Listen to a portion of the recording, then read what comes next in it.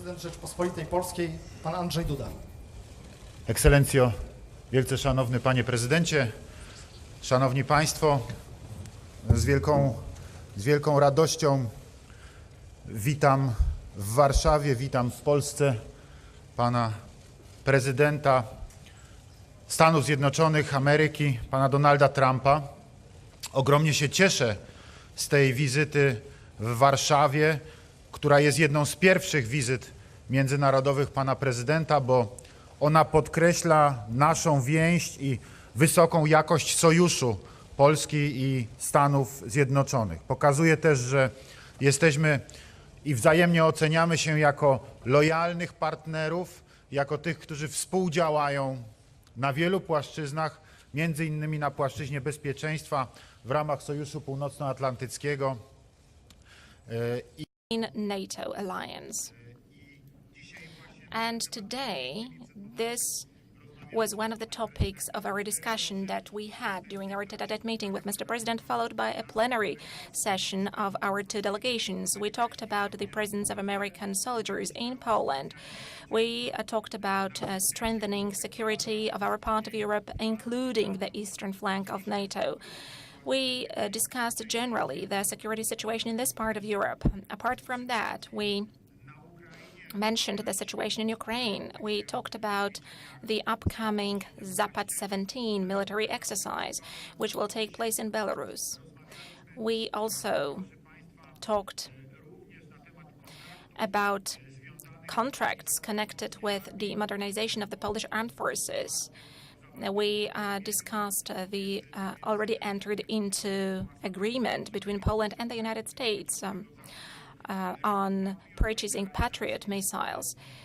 So we discussed the implementation of the Wisła program. We also discussed the implementation of another program codenamed Homar. We discussed about all the things that will be implemented in the next few years as regards strengthening the security of Poland. Ladies and gentlemen, I am delighted. After these conversations, I have a feeling that the United States is thinking very seriously, and Mr. President Donald Trump is thinking very seriously about Poland's security. He's also thinking very seriously about the United States of America as our loyal ally. The president stressed very strongly the strength of the Polish community in the United States, of our Polonia, of the Polish Americans, whom he met even before elections. And Mr. President, once again, thank you very much for that. Thank you for noticing also the contribution of Polish Americans and Polish people in the development, in the building of the prosperity of the United States of America. But apart from that, ladies and gentlemen, we discussed economic contracts, not only military ones, but also those connected with security. We spoke at length about LNG gas deliveries to Poland. I am really pleased that the first shipment of LNG gas arrived to Poland on the 8th of July from the United States. This has turned out hugely successful. There were no problems whatsoever. There were no barriers to ship that gas to our LNG terminal through the LNG terminal in Świnoujście. This opens up the path to more contracts. I hope that in the near future there will be a long-term contract entered into for LNG gas deliveries from the United States, and that through this we will diversify sources of supply of this hugely important raw material to Poland. In a few moments, together with Mr. President, we will attend the Three Seas Summit, where we will also going to discuss issues pertaining to energy security and pertaining to the development of the transatlantic bond between Europe and the United States. We will also talk about the development of infrastructure in our part of Europe, in Central Europe. But we are also going to discuss the development of the European Union, because all the Three Seas Initiative countries are EU member states. And whenever we talk about the implementation of the cohesion policy, then we are looking at it from the European Union perspective. We want to implement it through the development of infrastructure along the north-south axis to increase competitiveness of our countries and by the same token to increase the competitiveness of the entire European Union. I hope that we'll be able to do that also in cooperation with the United States according to the win-win principle that this is going to be beneficial both from the United States and for our countries. Mr. President, once again, welcome.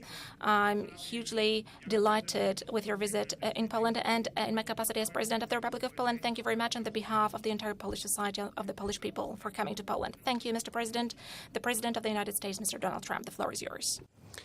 Well, thank you very much, President Duda, and for your really gracious hospitality. We've had a wonderful stay. It's been quick, but the people of Poland have been so fantastic. And as you know, Polish Americans came out in droves. They voted in the last election, and I was very happy with that result. So I just want to thank you, and I want to thank them. It's a true honor to be here in Poland. It's a majestic nation. It really is. It's a spectacular place, some of the most beautiful sights that we just saw coming over, really very inspirational. You're rich in history, and you have absolutely an unbreakable spirit. That's something we've learned over the course of many years. The President and I concluded a productive meeting in which we reaffirmed our enduring bonds of friendship and have united our citizens for a long time. But we've never been closer to Poland, I think, than we are right now. Poland is not only a great friend, but a truly important ally and a partner with respect to our military. We've had great cooperations with Poland. We fought shoulder to shoulder in many different encounters. Particularly grateful for the active role Poland has taken in helping to defeat ISIS, where we've made tremendous strides, tremendous gains, which you'll be hearing about over the next period of time, and other terrorist organizations. Poland's been right there with us by training Iraqi special forces and flying reconnaissance missions. And just about any time we requested, they were there. Brave Polish soldiers have fought and worked side by side with Americans in Iraq and Afghanistan. And on behalf of all Americans, I want to salute you. I want to thank you. Very, very special people. I also want to thank the Polish people for their kindness to more than 5,000 American troops that are stationed in your country. Our strong alliance with Poland and NATO remains critical to deterring conflict and ensuring that war between great powers never again ravages Europe, and that the world will be a safer and better place. America is committed to maintaining peace and security in Central and Eastern Europe. We're working with Poland in response to Russia's actions and destabilizing behavior. And we're grateful for the example Poland has set for every member of the NATO alliance by being one of the few nations that actually meets its financial obligations. As you know, I've been pretty hard on some of the members of NATO for not, and the money is pouring in, I can tell you. I was criticized, Mr. President, but I can also say that the people at NATO aren't criticizing me. They're very happy. The money has been pouring in the last year, far greater than it ever would have been. It is past time for all countries and all countries in the NATO alliance to get going and to get up to their obligations. But I can say that Poland has been right there, and you will even exceed that number, and I appreciate that very much, and so do a lot of other countries. During our meeting, I congratulated President Duda on Poland's recent election to the United Nations Security Council. We also discussed our mutual commitment to safeguarding the values at the heart of our alliance: freedom, sovereignty, and the rule of law. Poland joins the Security Council at a very critical time. It's a critical time, frankly, for the world, because you see what's going on. Not only must we secure our nations from the threat of terrorism, but we must also confront the threat from North Korea. And that's what it is. It's a threat. And we will confront it very strongly. President Duda and I call on all nations to confront this global threat and publicly demonstrate to North Korea that there are consequences for their very, very bad behavior. We also discussed the ongoing humanitarian catastrophe in Syria and the need to defeat ISIS and other terrorist groups where they control territory and populations. We have fought very hard and very powerfully against ISIS since I've been president, and we've made tremendous gains, far greater than has ever been made with respect to that group. While the cities of Raqqa and Mosul will soon be liberated from these murderers, criminals, and butchers, we recognize that Syria requires a political solution that does not advance Iran's destructive agenda and does not allow terrorist organizations to return. We also reaffirm that any nation that values human life can never tolerate the use of chemical weapons, and we won't tolerate it either. Finally, we agreed to work to expand commerce between our countries. We strongly support the 3Cs initiative, and America stands ready to help Poland and other European nations diversify their energy supplies so that you can never be held hostage to a single supplier, or, as we sometimes call it, a monopoly. I'm pleased to report that the first shipment of American liquefied natural gas arrived in Poland last month, and there'll be many more coming. Maybe we can get your price up a little bit, but that's okay. He's a tough negotiator. We look forward to making the economic ties between the United States and Poland even stronger through trading relationships, and that is a balanced and reciprocal one. We want reciprocal trade relationships. We don't have too many of them. I said before that the United States has made some of the worst trade deals ever in history. That's going to change. That's going to change. The friendship between our peoples dates all the way back to the American Revolution. It's a long time. I look forward to speaking more about these enduring bonds of faith and freedom when I address the entire Polish nation in just a little while. I hear we have a big crowd, Mr. President. It's going to be a big, I think they're showing up for you, not for me, right? We're going to have a big crowd. That's what the word is. So, President Duda, thank you again for welcoming Melania and myself to your beloved homeland. Together, we can make the partnership between our two nations stronger than ever before. Special people, special place, and it's an honor to be here. Thank you. Thank you very much. Dziękuję, panie prezydencie. Teraz mamy czas na 4. Thank you, Mr. President. Now we have time to take 4 questions, 2 from each side. Let us start with a guest from the United States. Is there any question from the U.S. side?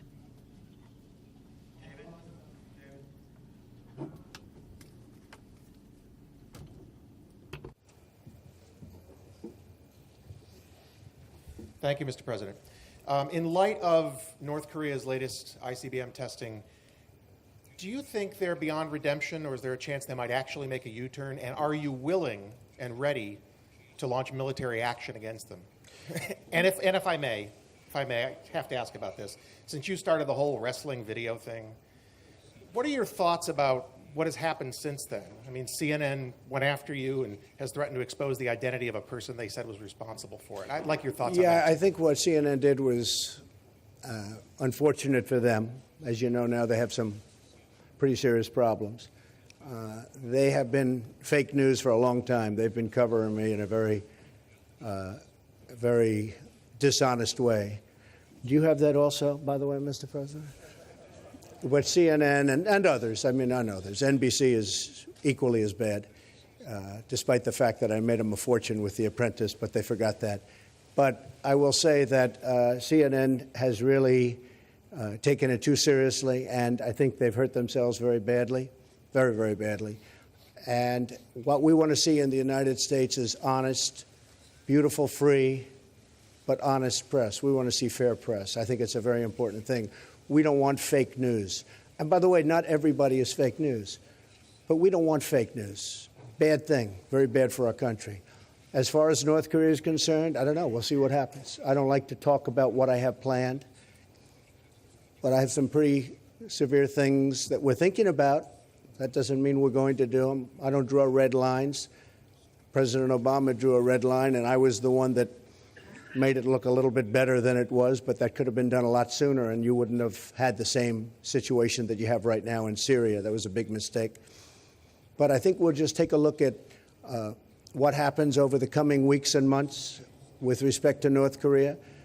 It's a shame that they're behaving this way, but they are behaving in a very, very dangerous manner, and something will have to be done about it. Thank you. Thank you, David. And Mr. President, since we're speaking about press freedoms, your party has significantly clamped down on press freedoms in the last year and now appears to be weakening the power of the national courts as well. Do you think that people who live in other modern democracies, including some Americans, are wrong to criticize you for limiting which reporters can cover the parliament? Szanowny panie, odpowiada. So, to respond to your question, sir, media order is a very significant thing indeed. And when we look at the situation in the United States, when we look at the situation in Poland, in every case you can see a lot of pathologies. I can give you an example of one of Polish magazines which compared two TV channels of two different broadcasters. And as an example, one of those broadcasters did not report about my visit to Croatia, the visit of the President of the Republic of Poland to Croatia, a very important one, which was preparing the Three Seas Summit, because this broadcaster does not really like me as the President of Poland, so I'm permanently criticized by that broadcaster. But I believe this is just the reality. This is the right of the media. In Poland, we've got an absolute liberty and freedom of the media. Problems were there during previous governments. Also, when the former president was in office, when one of the magazines, the Frost magazine, was visited by special services in order to take away recordings which were compromising for the politicians of the previous ruling party. So that was when the freedom was under threat. But now we have got absolute freedom of the media. We do respect the freedom of the media. We do take care of the interests of the Republic of Poland and of Polish people. Thank you, Mr. President. Now the question from the Polish side. The first question, Polish television. One question, please. Miłosz Kuczyk, I represent the Polish television. One question concerning energy, because both of you mentioned energy sector and the deliveries of LNG. So my first question goes to President Trump. In what time perspective do you think a permanent contract could be entered into to ensure LNG gas deliveries, American deliveries to Poland? And the question to President Duda. Could Poland become a certain hub for the transportation of American gas, a hub to Three Seas countries? Question. I think we can enter a contract for LNG within the next 15 minutes. Do you have anybody available to negotiate? It will take about 15 minutes. You know, we're becoming a great exporter of energy. Very soon we'll be a very great exporter of energy, and we've taken a lot of unnecessary regulations out of our process, and we are doing things that we haven't been able to do for a long time. So we're blessed with great land. We didn't even know it 15 years ago in terms of what was underneath our feet, and certainly we have found out through technology that we are truly blessed to have this incredible wealth under our feet. And we are going to be an exporter of energy. It's already happening, and anytime you're ready, we can do additional contracts. We've already done the one, but we can do many additional contracts. Szanowni państwo, Ladies and gentlemen, I can give you the following answer. It is not the President of the United States and the President of Poland who are going to sign the long-term contract for LNG gas deliveries to Poland. But the contract will be signed by companies, by a Polish company and an American company, and this is how it will be proceeded. What is most important, however? The most important thing is that there is green light given by the U.S.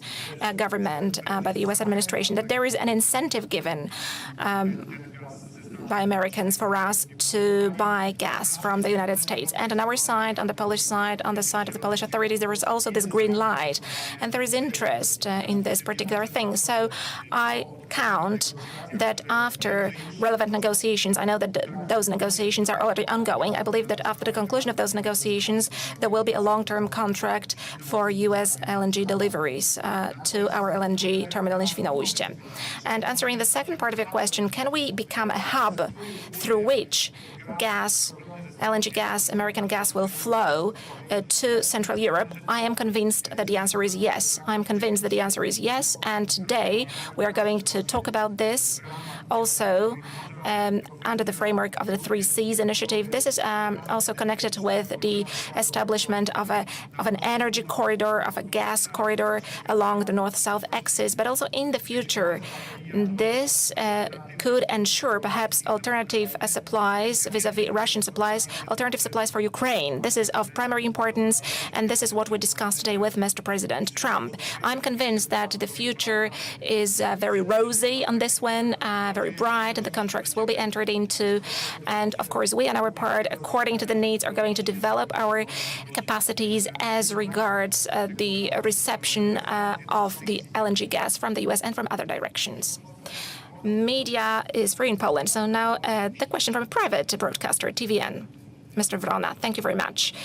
A question to both presidents. You mentioned military cooperation. I would like to find out from both of you, presidents, whether during your exchange, were there any concrete guarantees extended concerning the presence of American troops in Poland as long as there is threat from the Russian side?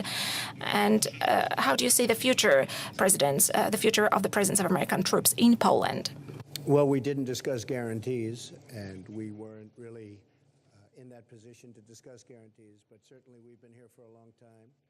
We have quite a few troops here, up to 5,000, and we will continue to do that, and we will continue to work with Poland, but we did not discuss guarantees, no.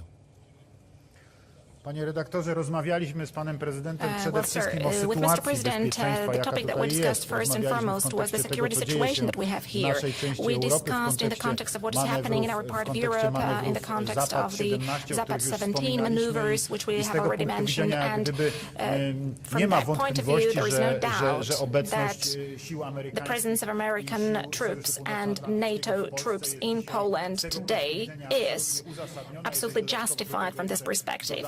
If we add to this the situation that we are seeing in Ukraine all the time, then it is absolutely clear. But we are going to discuss it further with Mr. President.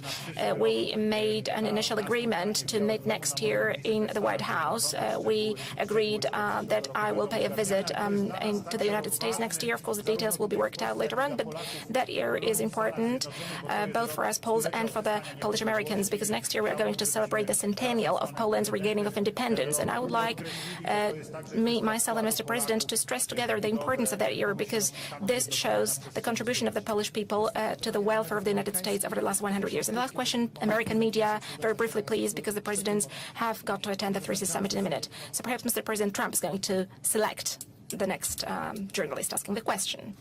Thank you, Mr. President. To you first, a two-part question, if I may. Will you once and for all, yes or no, definitively say that Russia interfered in the 2016 election? Well, I think it was Russia, and I think it could have been other people in other countries. Could have been a lot of people interfered.